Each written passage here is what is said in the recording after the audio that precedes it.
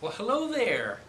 And it's that time again. It's time for Bob's Blazing Tarot Blog. And this is a blazing time. It's almost the 4th of July. It's July 2nd, Friday afternoon, here at, not the Griffin's Loft anymore, but Modern Zen. That's right. Holy Zendo, Batman. And you can now find Modern Zen on Facebook as well. That's right. We have a fan page, and soon we'll have our website, modernzen.org. So we're definitely going to be an internet presence.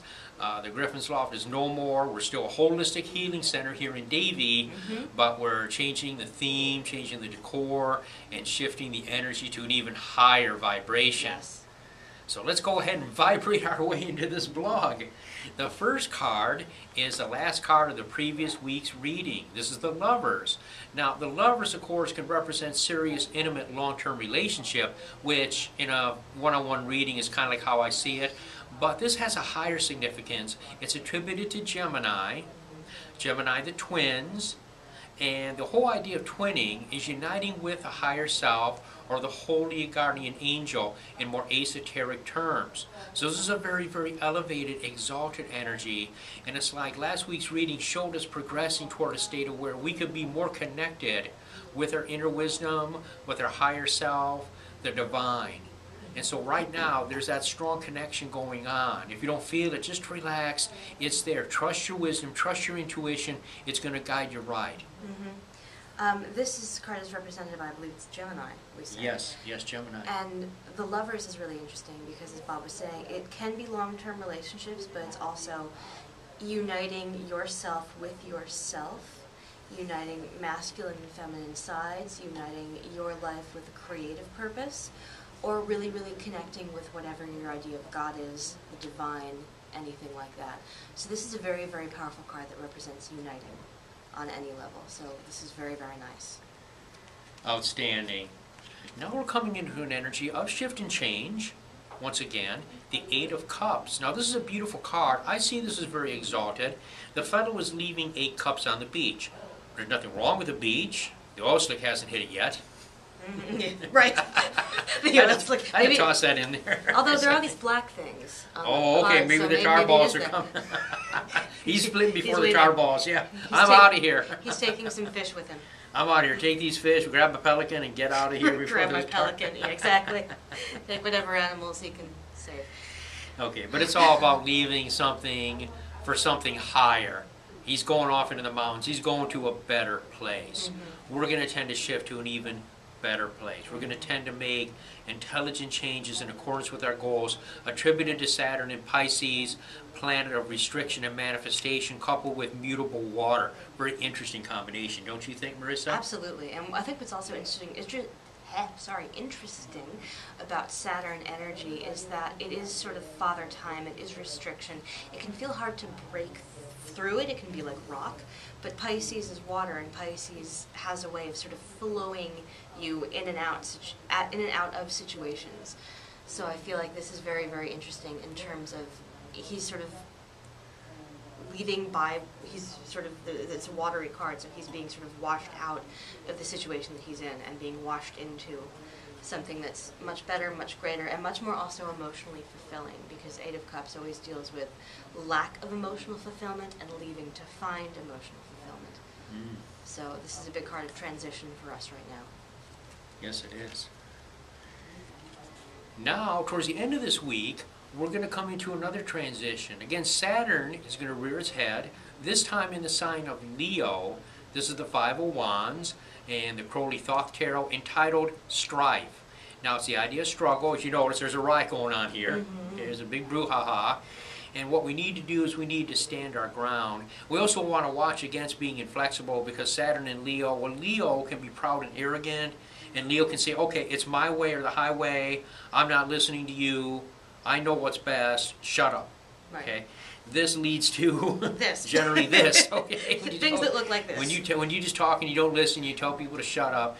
This is generally what you get as a riot. Okay. Right. So we want to avoid this, and we avoid this by relaxing, going with the flow, and kind of gauging ourselves with the other person's point of view, All right, so it's not so obnoxious. And if we find people are being obnoxious with us, we don't have to respond in kind. We can just kind of step back, look at it, try to look at it from their perspective, and just know things are going to calm down. Right. What do you say, Marissa? Well, I think anytime you're dealing with any 5 in the tarot, you're always dealing with sort of smack dab in the middle of a transition or a change that may feel a little uncomfortable. What's interesting about this card to me is it's not just one person who is enacting the sort of negative qualities of Leo, it's everybody.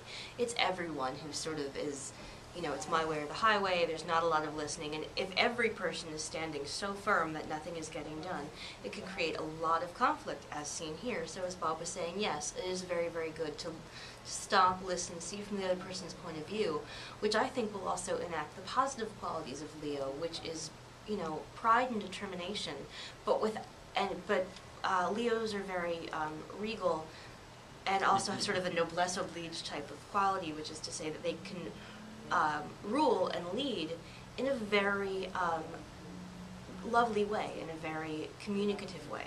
The negative side of Leo is leadership that's overbearing, but I think this card could very easily switch to leadership that is well in hand and being handled beautifully, because that's the positive side of Leo. So I think this has the potential to be very calm, very good.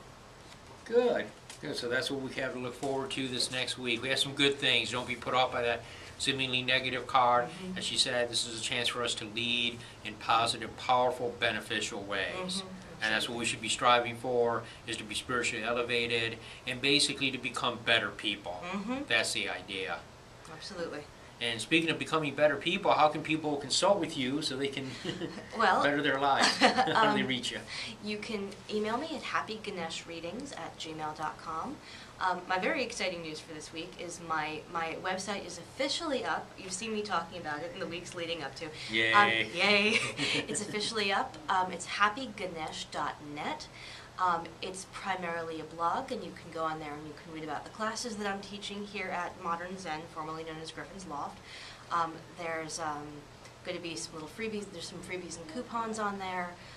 There's a lot of there will be blogs about mediumship and spirituality and loss, manifestation, astrology, all kinds of great stuff, so please check it out. You'll also be able to find me through the website. You'll be able to find me on Twitter, on Facebook. You'll be able to sign up for my newsletter, and I invite you to do that. I'm very excited to finally have this up, so I look forward to connecting with you through that. Thank you. Fantastic. And my website, as you'll see on the credits, it's www.bobdecker.net. Please go on up there and subscribe to my email list. I send out free MP3s. They're excellent. They're hypnosis and meditation MP3s, nice audio files that you can listen to on the computer or you can download to your iPod. And again, those are free for signing up. And you get a weekly newsletter called the Electric Oracle, which is a lot of fun. I do a 3-card tarot reading in there, the same as this, but it's a written form, and there's links in there. So go ahead and feel free to sign up. You can always unsubscribe if you don't like it. All right, friends, we love you. We thank you. We appreciate your loving support. Have a safe and happy 4th of July weekend, and until we meet you again, many, many blessings.